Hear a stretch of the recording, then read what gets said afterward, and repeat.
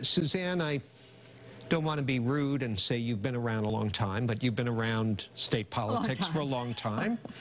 Yeah. How has the political climate here changed? What really stands out to you as the difference between now and then? I'll tell you, a constant lament of mine is the loss of media presence in the State House, which means that the public is less informed.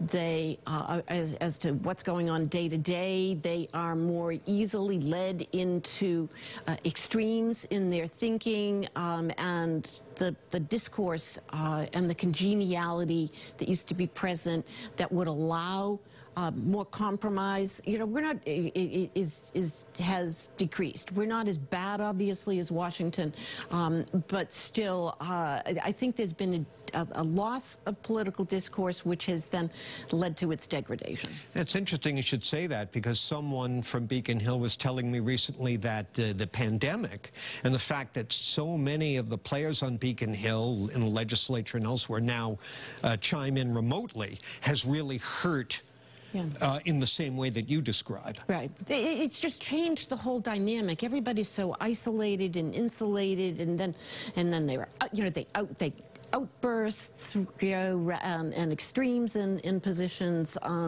This isn't restricted to politics. This is all social discourse. Well, this was always kind of an edgy, crusty political culture. Sounds like you're saying more so now. Yeah, I think so. Wow, I don't know that that's particularly good. Well, no, it's not. Well, look, next week at this time, we'll be hosting a mini debate between the two Democratic candidates to face Republican Anthony Amore in November to succeed you. Transit policy activist Chris Dempsey and State Senator Diana DiZoglio. You have endorsed Dempsey, and you've been a very blunt critic of DiZoglio. What's that all about?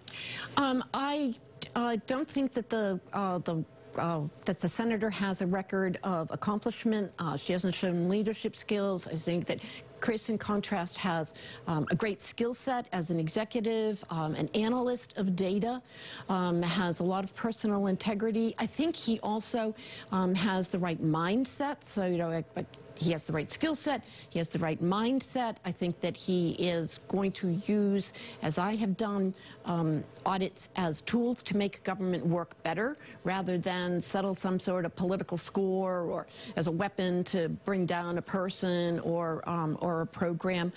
So I think there's a real contrast in both what they bring to the job and what they will do with the job, and I think that Chris is much better suited to the role. He's been in state government before. He knows how it works, and he most especially knows how it can work better, and he has a great idea for impacting on climate change through carbon accounting. I think he has really fresh ideas. All right. Well, Senator DiZoglio will have a chance to respond to all that, and you, the viewer, will have a chance to judge for yourself when the two meet here next week. In the meantime, congratulations. Thank you. Good luck. Thank you. And thank you for being here. Thanks. It's been great. State Auditor Suzanne Bump.